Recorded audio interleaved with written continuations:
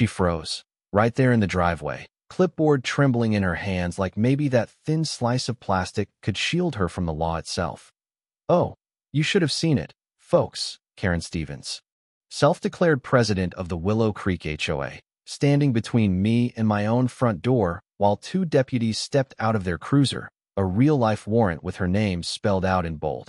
Her mouth opened, just a sliver, no sound, nothing but the hum of cicadas and the neighbors all staring from their porches, eyes wide, coffee mugs halfway to their lips, watching the woman who'd spent in furniture.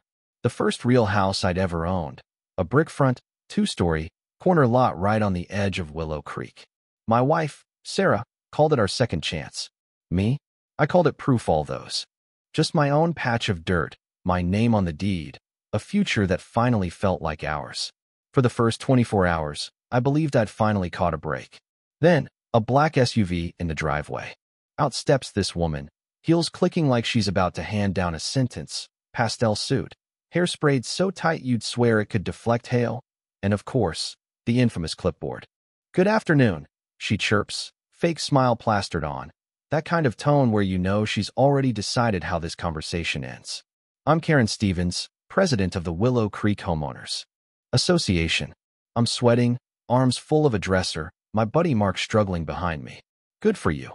I manage, trying not to laugh as her smile tightens. All teeth, no warmth. She says, "I'll need to see your ownership documents." For a second I'm sure she's joking. "Why would I show you my deed?"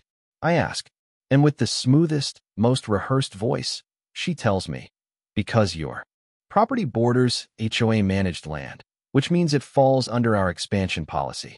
You're part of Willow Creek now. Congratulations. Your initiation fee is $10,000. Just like that. I almost dropped the dresser. 10 grand. To live in my own house. I said. She just smiled, syrupy sweet. Not to me. To the community. It's about pride of ownership. I set the dresser down. "Comply," she said, as if she could just park herself in my life forever. Now, I'm not one for drama. I didn't yell, didn't threaten. Just pulled out my phone, dialed 911. She didn't blink. When the dispatcher asked if she was armed, I said, "No, just delusional." By the time the cops rolled up, she'd vanished, left nothing but tire tracks and the stink of entitlement in the air. That officer, filling out his report, told me this happens more than you'd think. HOA folks getting greedy, trying to strong-arm new neighbors. Sarah listened, jaw tight, and murmured, "She's not going to stop." And she was right. 2 weeks went by, quiet, peaceful. The kids played out front, Sarah started a little garden, and I almost let myself believe Karen had crawled back under whatever rock she'd come from. Then, one morning, I grabbed the paper and spot an envelope wedged in the doorframe. No stamp, just our last name, perfect cursive. Inside, notice of a mandatory fee. Adjustment. $15,000, due in 48 hours. I laughed, honest to God, just this ugly little bark. Sarah didn't. "She's escalating," she said, and just like that, the weight came back. That's when I stopped hoping it would blow over and started getting smart. Cameras, every angle, every door, every fence. Then I started digging. County plat maps, zoning, public records, everything confirmed what I knew. Our property was outside the HOA. But then I found something. 6 months back, someone filed an amendment to expand the Willow Creek HOA borders. And there were signatures, some real, some belonging to folks who'd moved out years ago. That night, I met my neighbor Greg. Neat yard, polite to a fault, but his smile never reached his eyes. When I mentioned Karen, he let out a sigh. "You're the third," he told me. 2 families before you. She hits them with fake citations, files bogus complaints, scares them until they sell cheap. Then, this developer, Horizon West, snatches up the houses and turns them into official HOA homes. I got chills. "You're saying this is a business?" He nodded. "She's not just power tripping.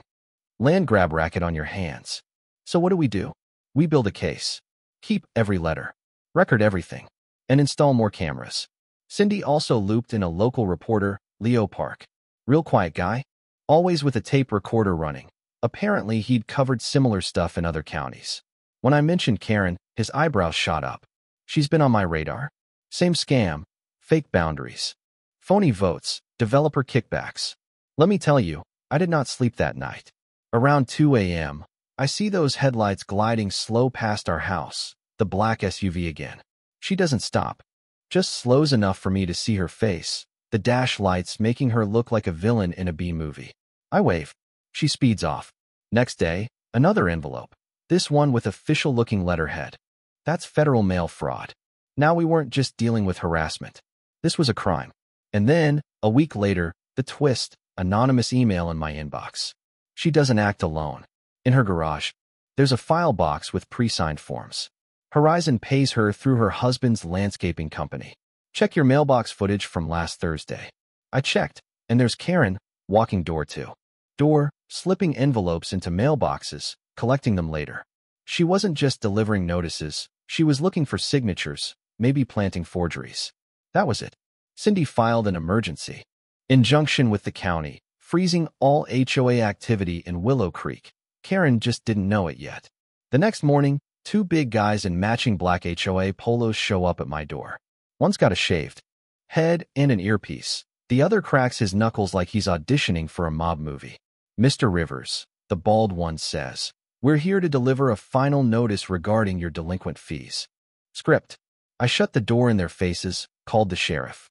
10 minutes later, two deputies are on my porch, questioning these clowns, reviewing my security footage, and then escorting them off the property. The taller deputy shakes his head. "You've got yourself a real piece of work," he mutters. "We're sending this straight to the DA." That afternoon, Cindy calls, DA's opening a fraud investigation. The whistleblower evidence, the letters, the video, the forged boundary paperwork, it all pointed to Karen Stevens.